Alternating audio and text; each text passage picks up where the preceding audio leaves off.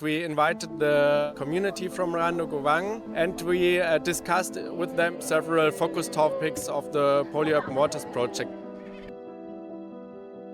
Extending effective infrastructure for water management, increasing the involvement and participation of villagers in the development process. Dalam Polyurban Waters ini, kita mengajak semua pihak untuk lebih peduli terhadap lingkungan. Salah satunya adalah air. Jadi terjadi keseimbangan antara pembangunan dan konservasi alam yang terjadi di kota-kota di Indonesia. Pada tahap ini, kita sedang merencanakan Randu Gowang di masa depan dengan timeline 20 tahun lagi. Menurut warga, apa sih yang akan terjadi di Randu Gowang dalam 20 tahun yang akan datang? Kemudian apa yang mereka harapkan dapat terwujud dalam 20 tahun yang akan datang. In the first time Lucas come here, we have a walk around Yogyakarta and we see some of the angkringan. I explained to Lucas about the concept of the angkringan, how people use the angkringan to gather the community, and then people come there to discuss about the daily life. And the space is not that big, right? It's a small space. It's mixed between private and public space, so they can use the space to discuss about the concern that they feel about their life.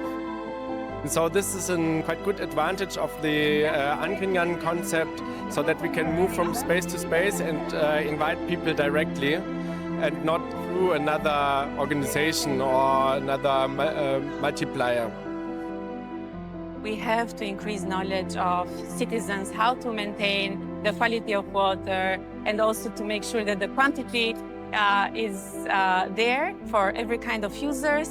We need to raise awareness to citizens about the topic of how we can manage water better, how we can reuse water, and so on. So in the case of Randu Gowang, I think more attention should be paid to the stormwater drainage management. More focus also should be paid to the water supply and the wastewater, because as you even now in this sitting, so we see that like we have a small paddy field in next to an area where they discharge wastewater. So I think more focus should be paid to this kind of aspect.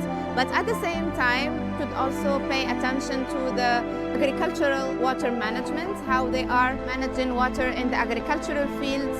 So these are all topics that should be paid attention to in the context of Randu Gowang. Metode-metode kartu ini adalah membantu kita untuk berpikir, kerangka berpikir kita bahwa untuk pengendalian air bersih, maka upaya apa yang harus dilakukan, terus pihak-pihak siapa saja yang harus terlibat.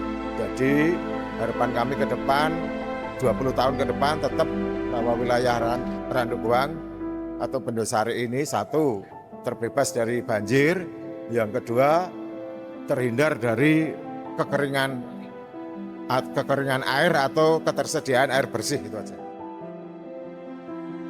Meninggalkan Randu Gowang yang tetap aman, sehat. Semuanya bisa makmur, Mbak, makmur semuanya, anak cucu bisa melanjutkan perjuangan bapak ibunya atau masyarakat Randu Gowang dengan baik.